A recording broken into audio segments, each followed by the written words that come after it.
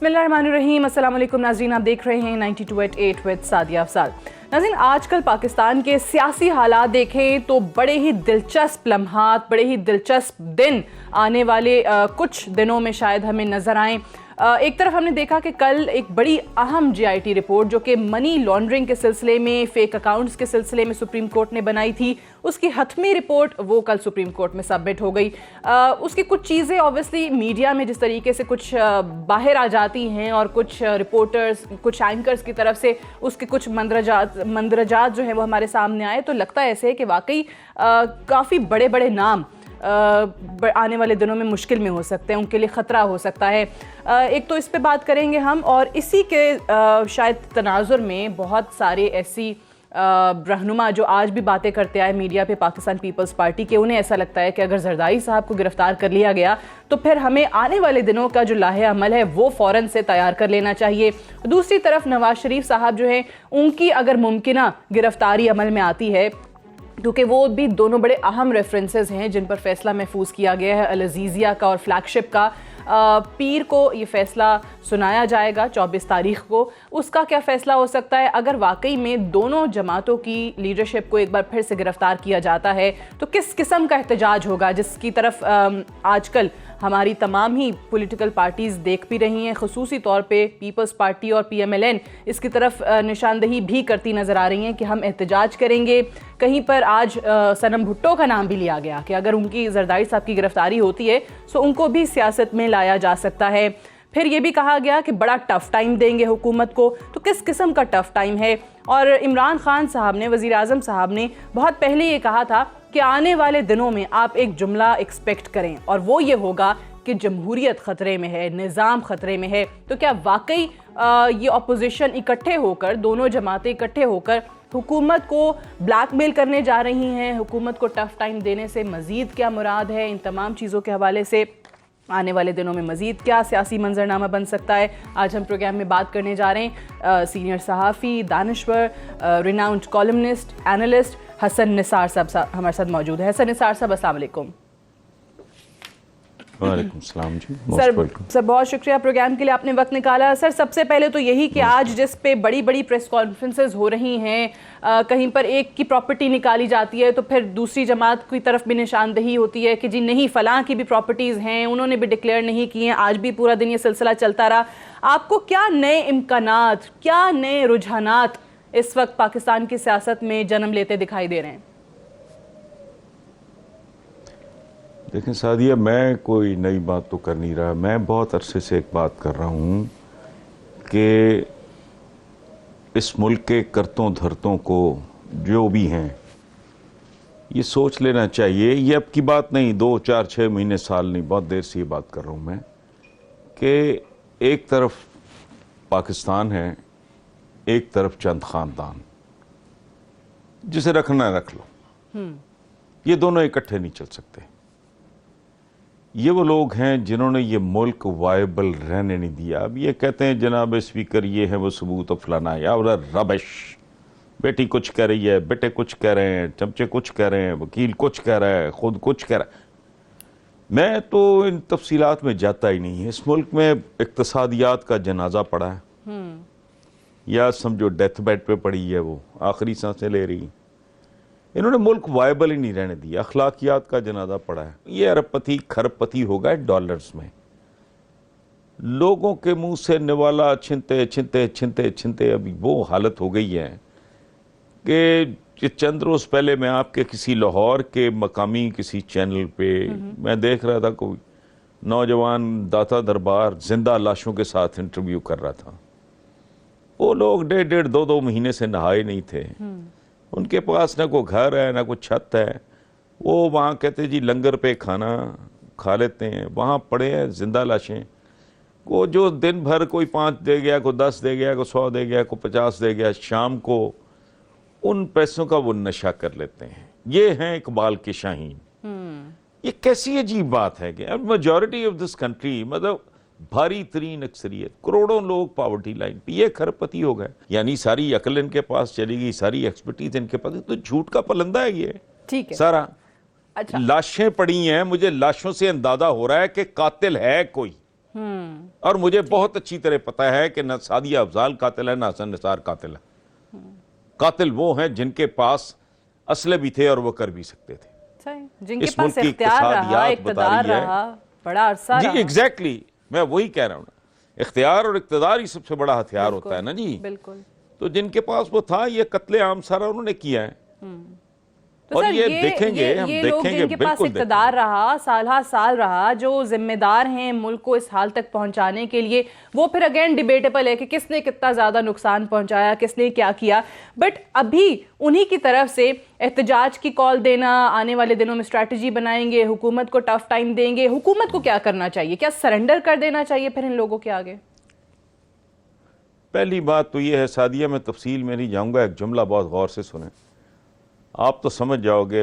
आपके व्यूअर्स में से कितने लोग समझते हैं ये मुझे नहीं पता। पहली बात तो ये है कि लेट्स डिफाइन हुकूमत। क्या पीटीआई ही हुकूमत है सिर्फ? पहले तो इस पे गौर कर लें। सही, ये बात की बात है कि फिर हुकूमत करेगी क्या। अच्छा, एक बात। दूसरी, वो कह रहे हैं हम यूं करेंगे वो करेंगे उधर सिंध में, और मलफूफ अंदाज में हम सिंधु दरिया का पानी पीते हैं। बड़ी सिंबॉलिक बात है ये जी। मलफूफ किस्म की धमकी भी इधर ये कहते हैं। देखें बात सुने, ये पीपल्स पार्टी 45-50 साल खा गई इस मुल्क के। ये खा गया ये खानदान, मैं नून लीग तो नहीं कहूँगा, अच्छे लोग भी होंगे उनमें, वो पीपल्स पार्टी में भी हैं, बल्कि ज्यादा हैं। ये खा गया 30-32-35 साल ये। अच्छा, अब ये बेनिफिशरीज की एक बहुत बड़ी तादाद डेफिनेटली है, लेकिन वो कुल वोटर का या कुल आबादी का वो आटे में नमक बराबर भी नहीं है। ठीक, बेनिफिशरीज क्या है? आप मीडिया के जरा आंखें बंद करके जरा वो चेहरे सामने लाओ जो इनकी हड्डियों, छिछड़ों और बोटियों पे पलते रहे। गौर करें जरा, बिल्कुल। कितने लोग हैं वो। फिर एक मनी ट्रेल है नहीं है, लेकिन इनके ये जो बेनिफिशरीज हैं तो फैलिए इनके तो इनकी तो ट्रेल दिखाई देती है ना जी। होता क्या है, मतलब एक चमचा उठाया, उसको किसी कॉरपोरेशन का चेयरमैन लगा दिया, उसने वहाँ 500 लोगों को oblige किया है, वहाँ उनको वो हड्डियाँ बोटियाँ बैठ के लोएस्ट लेवल पे तकसीम कर रहा है लोगों को। अगर वो पीटीवी का है तो वहाँ वो कर रहा है, वहाँ वो जॉब्स दे रहा है, वहाँ वो किसी लाख रुपए के बंदे को या बंदी को उठा के वो ले जाता है, वहाँ 5-7 लाख पे उठा के ले जाता है। डिफरेंट लोगों को डिफरेंट किस्म के प्रोग्राम्स दे रहा है, प्रोग्राम बुला के oblige कर रहा है। यानी एक बंदे को जॉब दे के इन्होंने कम अज़ कम 500-700 हज़ार घराना ये एंगेज कर लिया। अब आप अंदाज़ा लगाओ कि ओवर अ पीरियड ऑफ मतलब 25-30 साल, जितनी देर ये 10 साल तो देखें वन गो में पंजाब पे इनका कब्जा रहा। वो पंजाब पे कब्जा इनका बिल्कुल ऐसे ही था जैसे को रंजीत सिंह की, यानी बादशाह। मैं हकारत से ये बात नहीं कर रहा, ठीक है, लेकिन मेरा उसमें एक हमेशा से नुक्ता नज़र है, and I might be totally wrong, मेरी अपनी नाक़िस राय है कि फिर अवाम भी तो वही है ना, यही है जो इनको मौका फराहम करते आए हैं, उनको बार बार इक़्तिदार देते आए हैं। बड़ी खूबसूरत, बहुत बहुत बहुत प्यारी, बड़ी अच्छी बात की यार। इस पे मैं तो पता नहीं कितनी बार लिख चुका हूँ। माशरे की बदनसीबी की, नाकामी की, बर्बादी की, जवाल की इंतहा होती ये है कि आप जालिम और मजलूम में, जायज और नाजायज में, कसूरवार में और बेकसूर के दरमियान लाइन ड्रॉ ना कर सकें जी। अब ये जिन लोगों ने नाजायज ये जो कब्जे किए हुए हैं, तजावजात हैं, रेलवे ट्रैक के ऊपर मार्केट्स हैं, बिल्कुल, अब उनके लिए रो के उन पे हंसो, इसलिए छोड़ दो। गरीब लोग हैं, होश नहीं आई उन्हें जब वो इस तरह के कब्जे कर रहे थे। लेकिन बंदा एक तरफ परेशान भी होता है कि यार बेरोजगार हो गए, फिर बंदा सोचता है इससे ज्यादा चित्र इनको पढ़ने चाहिए। ये अंधे थे, इनको नहीं पता था क्या हो रहा है। बिल्कुल, ये नाजायज है, ये सरकारी जमीन है। अच्छा, इसी तरह आपने बहुत खूबसूरत, बहुत पते की, बहुत बुनियादी बात की है। मेरा तो ये फेवरेट मौजूआत में से एक है कि ये अवाम जालिम है कि ये जालिम है कि दोनों जालिम है। अच्छा, उस पे अगर आप इसको बहुत ज्यादा डेप्थ में जाके देखो तो कहानी ये है कि इन्होंने लोगों को जानवरों की सतह पे रखा है, मैनिमल्स, यानी मैन और एनिमल का इम्तिजाज, सब मैन। या देखो बात सुनो, इम्तिहान क्या है सादिया हमारा आपका बुनियादी तौर पे, रब्बुल इज्जत हमें पैदा करता है आदमी के तौर पे, बिल्कुल, बिन्नत हवा या इब्ने आदम के तौर पे, ठीक है, एग्जैक्टली। ये उसका करम है, ये उसका रहम है, ये उसकी शफकत है, एहसान है, मेहरबानी है कि वो हमें छिपकली, मेंढक, मक्खी, मच्छर, कॉकरोच के तौर पे पैदा नहीं करता, क्योंकि हैं तो वो भी उसी की मखलूक, अशरफुल मखलूकात पैदा कर देता है। अब नहीं नहीं नहीं नहीं, ये कहानी यही मैं बता रहा हूं आपको। मुझे उसने पैदा किया बतौर आदमी के। अब मेरा जिंदगी भर का चैलेंज ये है कि मैंने आदमी से इंसान बनना है, ठीक, और अपने रब के एहसान का शुक्र अदा करना है। बड़ी अच्छी शुक्र बात अदा कैसे करना है? मैं उसको क्या दे सकता हूं? मेरी क्या औकात, मेरी क्या हैसियत है? मैंने रब्बुल इज्जत को बतौर आदमी, आदमजाद, कोई छिपकली, मक्खी, मच्छर नहीं, आदमी बना के उतारने का मैंने उसको, उसका शुक्र अदा करना है कैसे? उसको इंसान बन के दिखाना है। बहुत खूबसूरत बात, बिल्कुल। अच्छा, ये एक प्रोसेस है, ये एक जंग है, ये एक जानलेवा प्रोसेस है। ये जंग मेरे जैसा कमजोर आदमी जीत नहीं सकता। इस जंग का कमाल ये है कि आपने हारने से बचना है। वो सिर्फ पैगंबर हैं हमारे, वो औलिया हैं जो वो इंसान के दर्जे पे, वो जो कहते हैं ना बस का मुश्किल है हर एक काम का आसान होना, आदमी को भी मयसर नहीं इंसान होना। ये मजाक है? अच्छा, ये बहुत बड़ा चैलेंज है। इस जंग को जीतने के लिए बुनियादी हथियार हैं तालीम और तरबियत, माहौल। इन हुक्मरानों ने, इन वारदातियों ने, देखें बात सुने, इस मुल्क ने एटम बॉम्ब बना लिया, मुझे बंदा नहीं बना सका। यार कमाल की बात है। मुझे सही गलत की तमीज नहीं दे सके, मुझे सड़क पे चलना नहीं सिखा सके, एटम बॉम्ब बना लिया। एक कमाल है। इतने इतने बड़े पीएम हाउस तो, फलाने हाउस तो, भाई वाने अदल देखो, सब कर लिया। अंडर पासेस भी बना लिए, फलानी बना लिए, मुझे बंदा नहीं बनने दिया इन्होंने। ठीक है, क्यों? चूंकि मुझे उन्होंने वो मैनिमल की, सब मैन की जगह पे रखना था, ताकि मुरे आगे कीमे वाला नान फेंक के ताकि अपने मकासद अचीव कर ये जो मैं कहता हूं, ये नहीं जो मैं कहता हूं कि ये वोट लेकर नहीं, वोट छीन के आते हैं। ठीक है, क्यों कहता हूं? छीनने के तरीके होते हैं। सो जो आपने कहा है, अवाम भी वैसे ही हैं, बात बिल्कुल दुरुस्त है, लेकिन इसको जरा इसकी गहराई में जाओ कि अवाम ऐसे क्यों है, अवाम को ऐसे रखा गया है। बिल्कुल सही सर। मुझे एक ब्रेक लेनी है, ब्रेक से वापस आते हैं, डिस्कशन को हम यहीं से आगे बढ़ाएंगे। Stay tuned.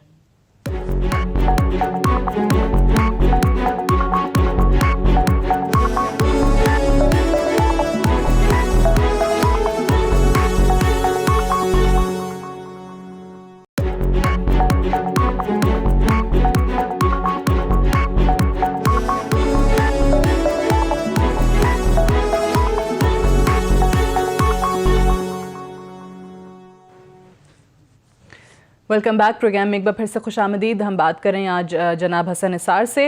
हसन निसार साहब, ये फरमाइएगा कि आजकल जो सियासत के अंदर शोर गुल है, जो इतना वावेला है, वो इस चीज़ पर है कि जी हमारे लोगों की गिरफ्तारियां क्यों हो रही हैं, हमारे लोगों की पेशियां क्यों हो रही हैं, ये एहतसाब नहीं हो रहा, इंतकाम हो रहा है। बार बार ये बात कर रहे हैं, नवाज शरीफ साहब भी करते हैं, दूसरी तरफ आज बिलावल ने भी ये बात की है।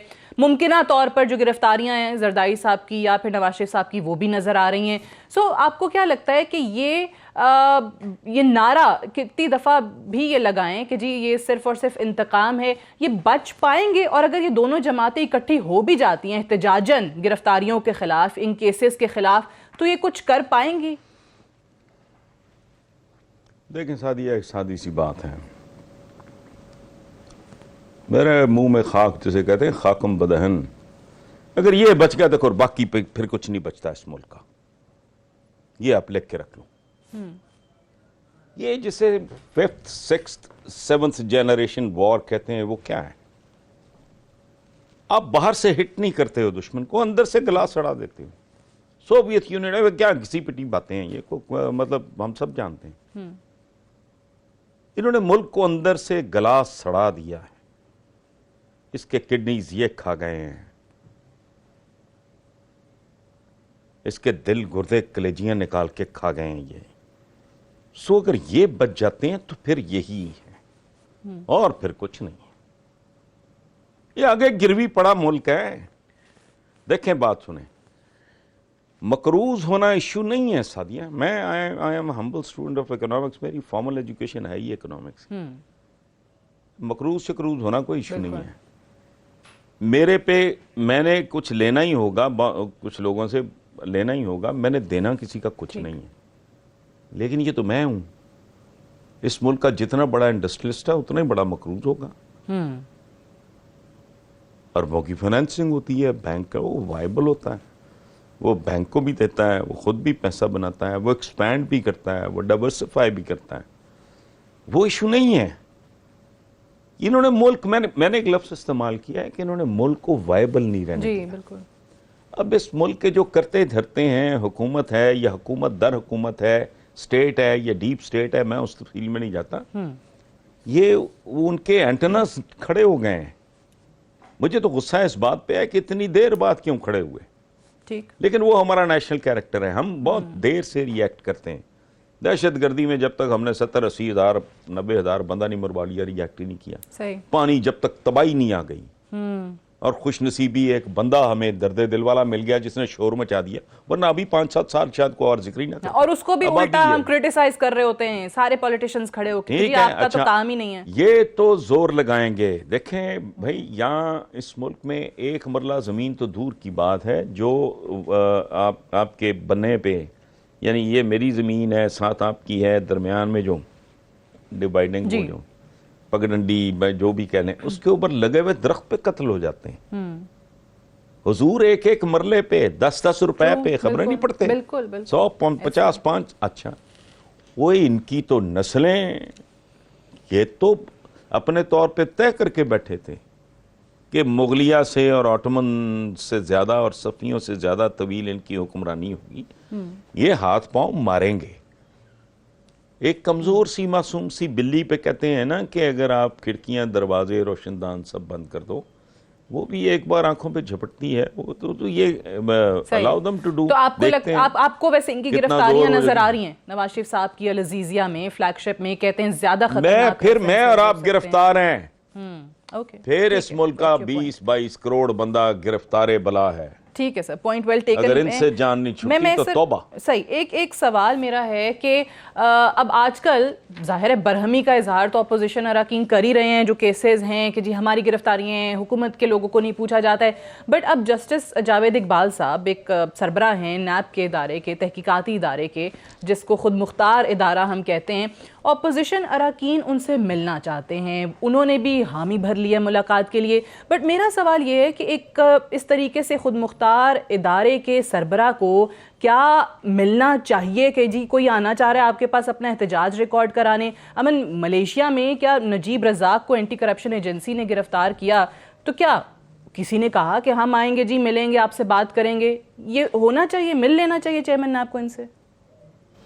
नहीं सादिया, मैं I don't see any harm. अच्छा है उनको। अच्छा, फिर एक और बात है, मैं ये बात कर चुका हूं पहले भी, मैं आपके प्रोग्राम में कर रहा हूं। मैंने कहा था कि इनमें नून लीग या पीपल्स पार्टी के बंदा पढ़ा लिखा हो, वो बिल्कुल एनिमल और मैनिमल का लेवल का नहीं, इनका कोई B class C class leadership अपनी औलाद के सरों पे हाथ रख के कसम खाएगी दयानतदार है। इनको छोड़ो। जरदारी साहब को मेरी ऑफर है, मैं माफी मांगूंगा, सरेआम मांगूंगा, लिख के बोल के मांगूंगा और जाके उनके हाथ पे बैत करूंगा। एक हाथ हो बिलावल के सर पे, दूसरा हो बख्तावर के, और कहे मैंने जिंदगी में कभी कोई हेरा फेरी नहीं की। यही ऑफर मेरी नवाज शरीफ के लिए। इन्होंने जो ब्रेन वॉश किया हुआ है, या वो जानबूझ के प्रिटेंड कर रहे हैं कि हमें समझ नहीं आ रही, वो जाके मिलके उनसे जो जावेद इकबाल साहब से बात कर लें, तसल्ली कर लें। ठीक है। वो बड़े हौसले वाले आदमी हैं। मैं उनसे कभी मिला नहीं, मैंने एक बार कॉलम लिखा तो ही कॉल्ड मी। ओके। उन्होंने मुझे क्या, उन्हें क्या जरूरत थी मुझे को वजाहत देने की? ठीक, कत्तन नहीं। सही है। तो आपको लगता है कि कोई मसला नहीं है अगर मुलाकात होती है? रीजनेबल। हाँ, मैं आपको कैमरे पे बता रहा हूँ। ठीक है। ही कॉल्ड मी, उन्होंने कहा आपने लिखा है ये इसके फैक्ट्स हैं एंड इफ यू वांट मैं आपको भेज दूं। अच्छा, मैं जाहिर है मैं थोड़ा एम्बैरेस हुआ, मैंने कहा नहीं, आप मेरे लिए काबिल एहतराम है, अगर आप कह रहे हैं तो ये दुरुस्त होगा, मेरी इंफॉर्मेशन में फ्लॉ होगा कोई, सो मिलें, पाकिस्तानी है, कोरोना पीट नहीं है ना, वो कर लेंगे। अगर कोई बात इनकी किसी बात में दम हुआ तो मैं आई एम 100% श्योर कि वो इनकी तसल्ली तशफ़ी पूरी तरह करा के भेजने के। अच्छा, बट सर ठीक है, there is no harm.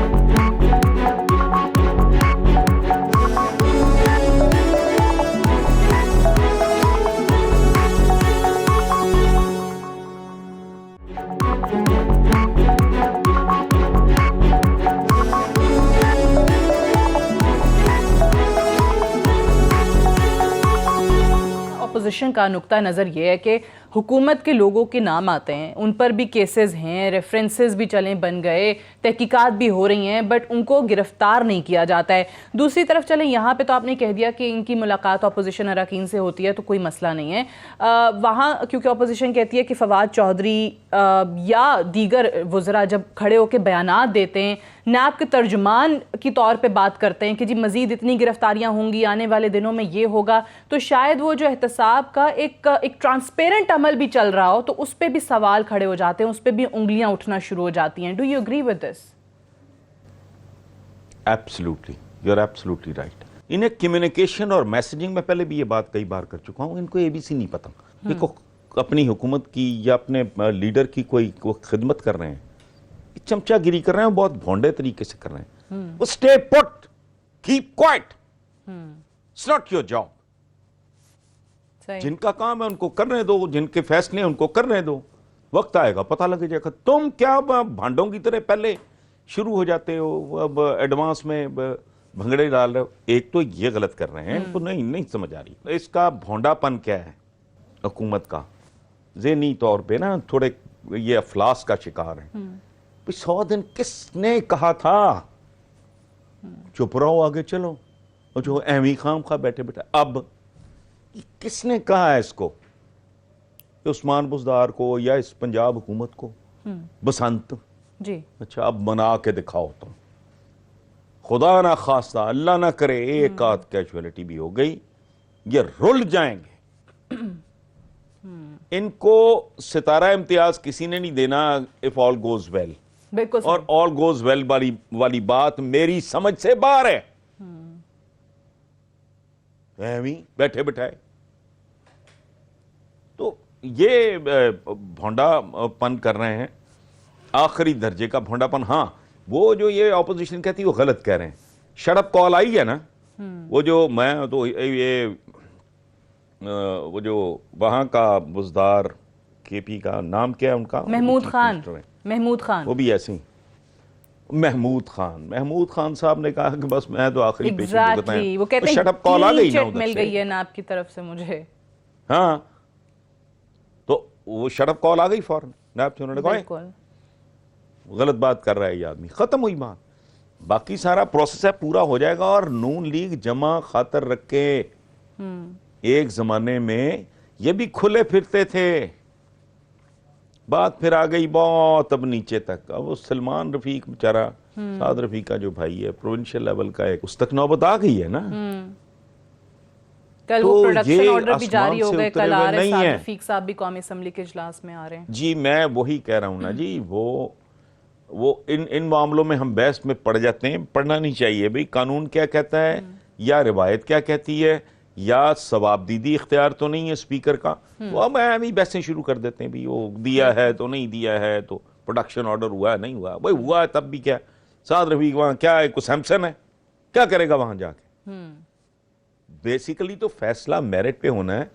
If there something wrong वो तला जाएगा बेचारा, अगर नहीं है तो नया बुल्टी भी लटक जाए भाई, क्या कर लोगे।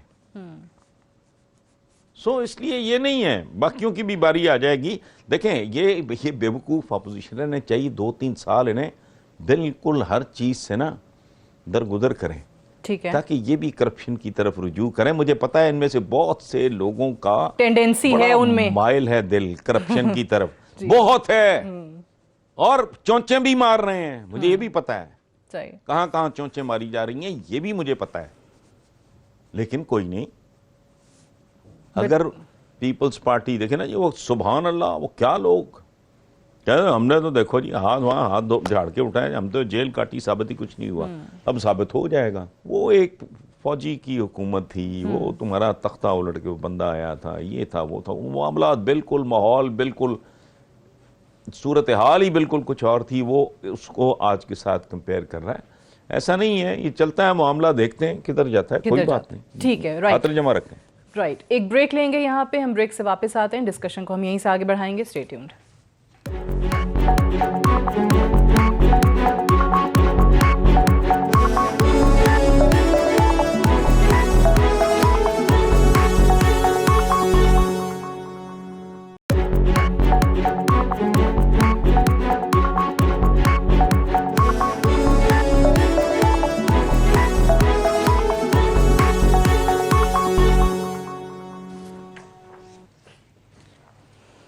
Welcome back. प्रोग्राम में एक बार फिर से खुश आमदीद। हसन निसार साहब आज प्रोग्राम में हमारे साथ मौजूद हैं। हसन निसार साहब, एक चीज़ जिस पे पिछले दिनों बहुत ज़्यादा हमने देखा कि वो बोन ऑफ कंटेंशन बन गया, वो बुनियादी एक फसाद की जड़ बन गया, बहुत सारे मामलात वहाँ पर आके रुक गए, और वो पीएससी की चेयरमैनशिप का मामला था। अपोजिशन बज़द थी और शहबाज शरीफ साहब को बनाना है। वज़ीर आज़म इमरान खान बहुत बार ये बात कर चुके, ऑन रिकॉर्ड हैं कि नहीं हो सकता, उस पर नैब के केसेस चल रहे हैं, कैसे हम उसको दे दें चेयरमैन पीएससी। उसकी वजह से स्टैंडिंग कमेटीज़ का मामला रुका हुआ था। फवाद चौधरी ने कहा कैसे हो सकता है कि दूध की रखवाली पे हम बिल्ले को बिठा दें। फिर क्या वजह बनी, फिर ये चेयरमैन पीएससी के लिए मान गए शहबाज शरीफ साहब के नाम पे? नहीं, उसमें दो बातें हैं। एक तो ये है कि most probably better sense prevailed, एक दूसरी बात ये है कि उन्होंने गालिबन एक शर्त लगाई, अगर मैं गलत कह रहा हूं तो आप मुझे करेक्ट कर दो, कि भाई अगर इनका अपना को नून लीगियों का मामला होगा तो ये उसमें नहीं होंगे, एक जेली कमेटी बना देंगे। Am I right or wrong? जी ऐसा ही, एक पैरेलल पीएससी ठीक टाइप है, चीज हो जाएगी। अच्छा, सो बेसिकली उन्होंने जो वो कह रहे थे उस टाइम रहते हुए इनको अकोमोडेट कर लिया है। और यही सियासत है, यही होशमंदी होती है, एक दरमियानी रास्ता निकाल लेना कोई। तो आपको लगता है इमरान खान साहब सियासत अब सीख रहे हैं, आ रही है उन्हें?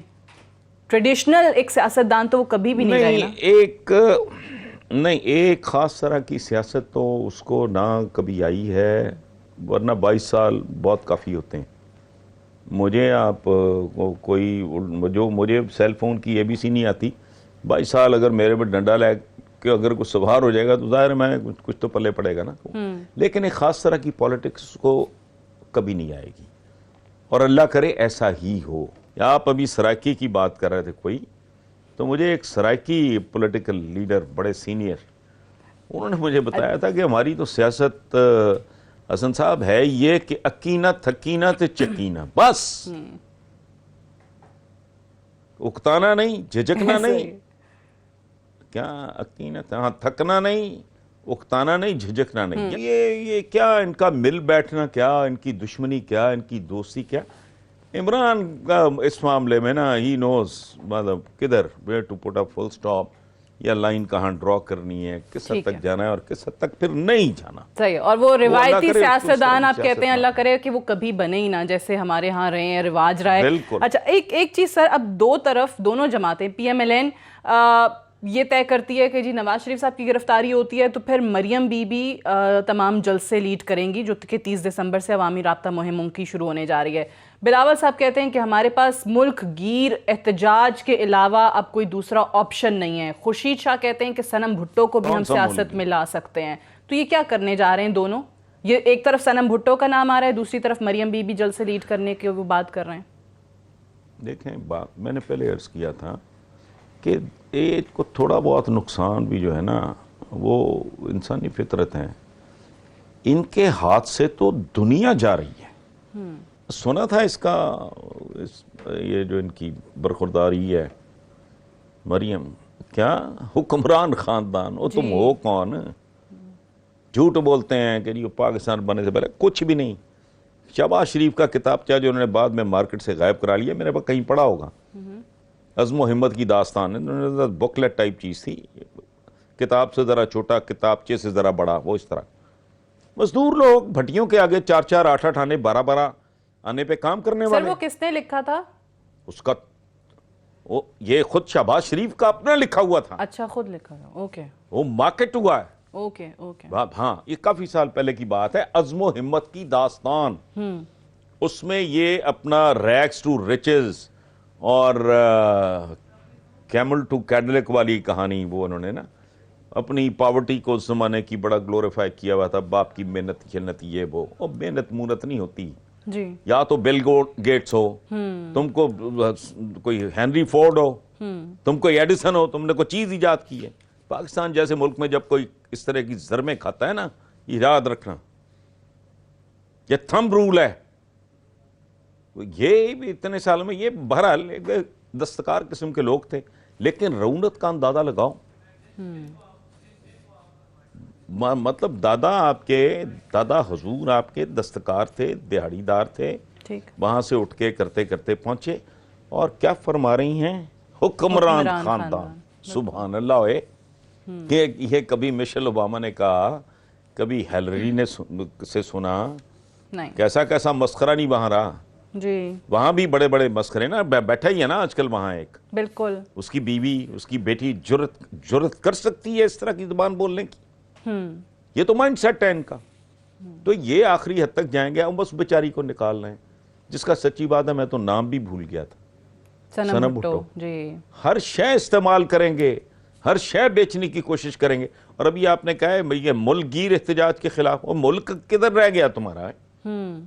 सिंध तक तुम सुकड़ गए हो। रस्सागीर लोग मुल्कगीर एहतजाज की बात कर रहे हैं।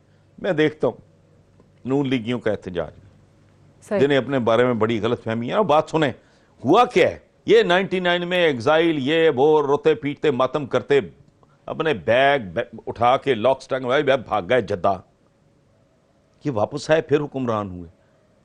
अब लोग बहुत मुतज़ब्ज़ब हैं, उन्हें यकीन नहीं आ रहा, उन्हें ये शक है, उन्हें ये शुबा है, उन्हें ये गुमान है कि यार ये फिर आके गर्दनों पे सवार हो जाएंगे तो फिर हमारी दिहाड़ियां किधर जाएंगी। तो वो कार्रवाइयां डाल रहे हैं। Once they know they are booked, they are history, तो इनको को लाल लगे हैं। सर ये आपने जो एक बात किया ना, ये बड़ी अहम बात है, और मैं चाहूंगी क्योंकि ये मसला यही है हमारे मुल्क का कि हम सियासतदान उठता है तो वो कहता है कि जी जमहूरियत सबसे बेहतर है, जमहूरियत ही वाहिद रास्ता है, लेकिन इस मुल्क में कभी भी सही मानों में जमहूरियत नहीं रही। इस मुल्क का तो अलमिया ये भी है कि जब यहाँ डिक्टेटर भी आया है, मार्शल लॉ भी लगा है, तो वो डिक्टेटरशिप भी सही वाली डिक्टेटरशिप नहीं रही है। वो दोनों निज़ाम जो है, डिक्टेटर जो है वो आके जमहूरियत पसंद बनना शुरू हो जाता है, जमहूरी लोग जो हैं वो डिक्टेटर बनने लगते हैं। सुने, ये मैं अपने कॉलम के जुमले दोहरा रहा हूं जो 20 बार मुख्तलिफ तरीकों से मैंने लिखे। बात सुने, जिस मुल्क में दूध खालिस नहीं, जिस मुल्क में दवा खालिस नहीं, जिस मुल्क में बेसन खालिस नहीं, जिस मुल्क में चाय की खुली पत्ती जो गरीब आदमी खरीदता है वो खालिस नहीं, उसमें जमहूरियत खालिस ढूंढ रहे हो आप। जमहूरियत का लफ्ज निकला है जमहूर से। जमहूर कहते हैं अवाम को। अवाम की हालत देख लो, खुल के कहता हूं, ये फ्रॉड है, ये फ्रॉड है, ये फ्रॉड है, ये धोखा है, ये फरेब है। ये देखें, आपने किसी को ड्रग्स का आदी कर दिया हुआ है, फिर आप उसको, या आपने हिप्नोटाइज कर दिया है किसी को, आपने मस्मराइज कर दिया है किसी को। अवाम को तो मजहूल, अवाम तो साईं लोग हैं, उनकी तो मत मार दी इन्होंने। इंसान की सतह से गिर जाता है इंसान, वो अपनी सतह पे कायम रहता नहीं, वहां पहुंच ही नहीं सकता। अगर उसकी जिंदगी का टोटल निचोड़ अगले वक्त की रोटी हो, बिल्कुल सही, उसने खाक ग्रो करना है। जमहूर को बर्बाद करके रख दिया इन्होंने, फिर कहते जमहूरियत फ्रॉड है। अच्छा ये तो कीमे वाले नान की कहानी है सारी।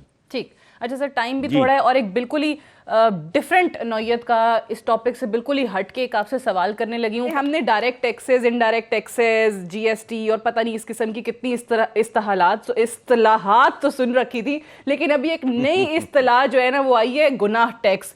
आई अंडरस्टैंड कि बहुत सारे मुल्कों के अंदर वो सिन टैक्स के नाम से एक चीज़ चल रही होती है, लेकिन हमारे यहाँ वो जो गुनाह टैक्स है वो सिगरेट नोशी पे भी लगा दिया गया है। क्या जस्टिफाई करते हैं आप इस नाम को, सिगरेट पीना गुनाह टैक्स, कि अगर आप वो टैक्स दे दें तो गुनाह गुनाह नहीं रहता? देखें, बात सुने, मैंने इस पे कॉलम लिखा था। हमारे एक बड़े सीनियर, बड़े काबिल एहतराम थे जर्नलिस्ट, उनका नाम था अब्बास सतर जी, उन्हें शाह जी कहते थे। उनकी एक नज्म है बड़ी खूबसूरत, इसकी 2 लाइनें सुन लें। ए माँ, तूने हमें किन जमानों में किन जमीनों पे पैदा किया। मैंने इसमें एक लाइन का इजाफा किया कि ए माँ, तूने हमें किन जमानों में किन जमीनों पर किन मस्खरों के दरमियान पैदा किया। वो यहां तो जिंदा रहना ही गुनाह है भाई। सीधे आओ एवी वल फरेब खा के, बाकी सारे गुनाह खत्म हो गए कि एक ले दे के एक स्मोकिंग बुरी बात है बिल्कुल। मैंने इतराफ किया है, मैं अहमक हूं, मैं बेवकूफ हूं। सिगरेट क्या है? एक छड़ी है, एक छोटी सी स्टिक है जिसके एक एंड पे, ताकि बच्चे सुन लें, बुला जाए इसके नजदीक, ये बहुत बड़ी लानत है। बिल्कुल ये दुरुस्त है, there are so many ways. लेकिन इसको अच्छा टैक्स भी बढ़ा दो, वो भी कोई बात नहीं, बल्कि जितना किया उससे ज्यादा बढ़ा दो। भाई सिन टैक्स, ये जोकर हैं, जोकर, ये कॉमेडियंस हैं।